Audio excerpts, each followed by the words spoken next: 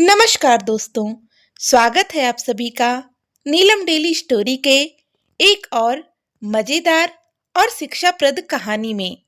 उम्मीद करती हूँ कि हमारी कहानियाँ आपको बहुत पसंद आती होंगी, साथ में आपके जीवन में कुछ न कुछ सीख देकर भी जरूर जाती होंगी। तो चलिए आज की कहानी शुरू करते हैं। कहानी का नाम है नमक।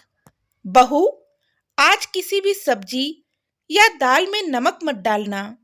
क्यों माँ जी? सभी के लिए हफ्ते में एक दिन भोजन में नमक छोड़ने का नियम बना रही हूँ। घर की नई नवेली छोटी बहू को अपने कमरे में बुलाकर सास ने समझाया और सास की बात सुन छोटी बहू ने सिर हिलाकर सहमति जताई। ठीक है माँ जी। छोटी बहू सास के कमरे से बाहर जाने को मुड़ी ही थी कि सास ने फिर से छोटी बहू को टोका। सुन बहू। जी माँ जी, यह बात तुम किसी को मत बताना। भोजन के वक्त मैं खुद सभी को बता दूंगी। जी माँ जी। घर की छोटी बहू मुस्कुराते हुए अपनी सास के कमरे से बाहर चली गई। छोटी बहू के जाते ही उस घर की बड़ी बहू ने सास के कमरे में प्रवेश किया। माँ जी, लाइए, आपके सिर में तेल लगा दूं। यह कहते हुए उसने अपने साथ लाई ठंडे तेल की शीशी का ढक्कन खोल हथेली भर तेल उड़ेल लिया और सास ने भी मुस्कुराकर उसका स्वागत किया। माँ जी, आपने आज छोटी को अपने कमरे में बुलाया, कोई खास बात थी क्या? अपनी सास के माथे पर तेल की चंपी करती बड़ी बहू ने जानना चाहा। डांटने के लिए बुलाया था मैंने उसे। क्यों? हर रोज भोजन में नमक ज्यादा डाल देती है। आपने अच्छा किया माँ जी, उसे रसोई नहीं आती, लेकिन यह बात वह मानने को तैयार ही नहीं। बड़ी बहू की बात सुनती सास चुप रही, कुछ बोली नहीं। लेकिन बड़ी बहू ने अपने मन की बात सास के सामने रखी।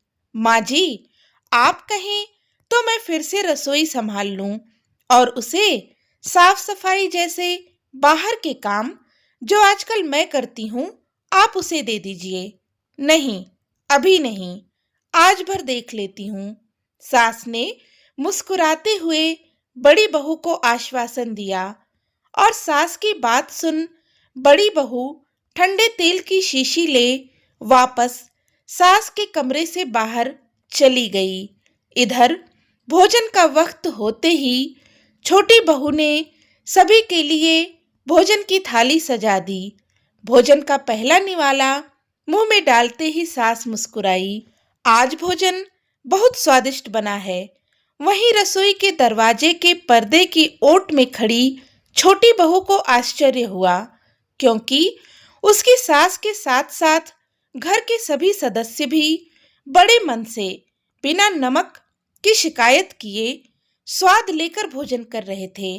भोजन समाप्त कर सास ने बड़ी बहू को अपने कमरे में आने का इशारा किया। सास का इशारा पा बड़ी बहू झटपट कमरे में पहुंची। माँ जी, आपने मुझे बुलाया? बहू, मुझे पता है कि तुम रसोई अच्छी तरह संभाल लेती हो और तुम्हें भोजन में नमक डालने का सही अंदाजा भी है। सास के मुंह से अपनी तारीफ सुन बड़ी बहू खुश हुई।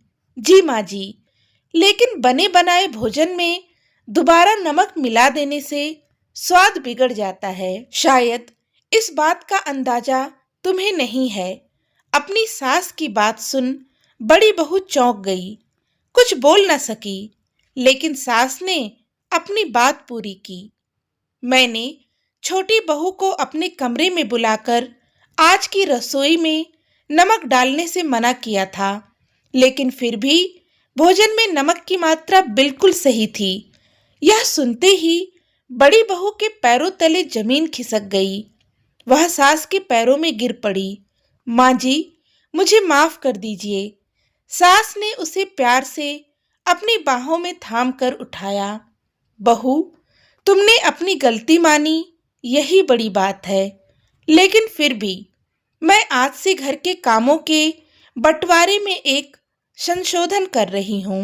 बड़ी बहू सिर झुकाए खड़ी रही, लेकिन सास ने अपना फैसला सुनाया।